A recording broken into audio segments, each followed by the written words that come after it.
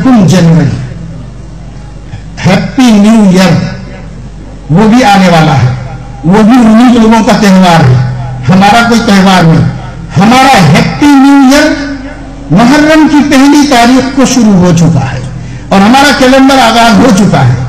और ये कैलेंडर से भी हमें कोई बुग़्ज़ व अदावत नहीं, मगर ये कि वो नए साल को शुरू करने के लिए पहली रात में इन बदतमीजियों का क्या आपके नबी ने हुक्म दिया है? अगर दिया है तो करो, नऊज़ बिल्लाह, हमारे नबी इससे बरी है। और अगर नहीं दिया है तो जो नबी ने दिया है वो करो। मा आताकुमुर रसूलु फखुज़ू व मा नहाकुम अन्हु फंतहू। पहला चांद देखते थे हमारे नबी, हदीस की किताबों में पढ़ो, पहला चांद देखते थे तो जुबान मुबारक पे आता था, अल्लाहुम्मा अहिल्लहु अलैना बिल यम्न वल ईमानी वस्सलामति वल इस्लामी वत्तौफीक़ि लिमा तुहिब्बु व तर्ज़ा रब्बी व रब्बुकल्लाह। हमारे नबी कहते थे, ए चांद, तेरा रब भी अल्लाह है, मेरा रब भी अल्लाह है।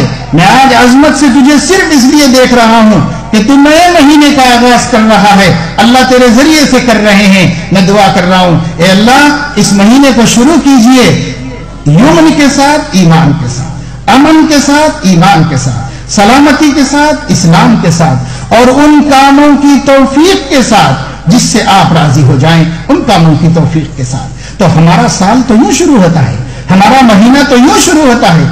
क्या नहीं है हमारे नबी के उसवे में? आपको न्यू मंथ शुरू करने के लिए, न्यू ईयर शुरू करने के लिए, सबके लिए उसवे हसना मौजूद है। हम भी दुआओं के साथ नए साल का आगाज करें। अल्लाह इस साल को मुबारक बनाइए, अल्लाह इस साल को मुसलमानों के लिए और तो पूरी इंसानियत के लिए खतरात से महफूज बनाइए, पूरे आलम में अमन व अमान का जरिया बनाइए। गुज़िश्ता साल की तरह फितनों से बचाइए, गुज़िश्ता साल की तरह की बदअमनियों से, जंगों से, जुल्मों से, नाइंसाफियों से अगले साल में हमको महफूज रखिए, हर इंसान को महफूज रखिए। ये दुआओं के साथ हमारा साल शुरू होता है। हमारा साल गार्डन्स में जाकर, पार्कों में जाकर, सड़कों पर रेसिंग करके, तालाबों पर जाकर नहीं होता हमारा साल शुरू।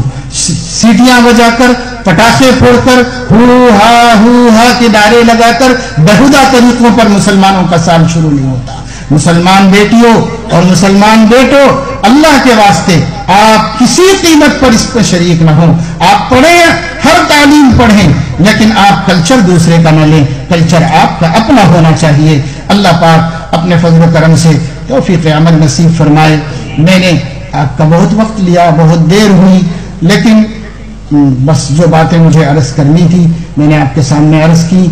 समझ में आ जाए तो अल्लाह का करम है, न समझ में आए तो अपनी अपनी किस्मत की बात है। बाकी ये कि अब खतरात को समझकर खड़े होने की जरूरत है।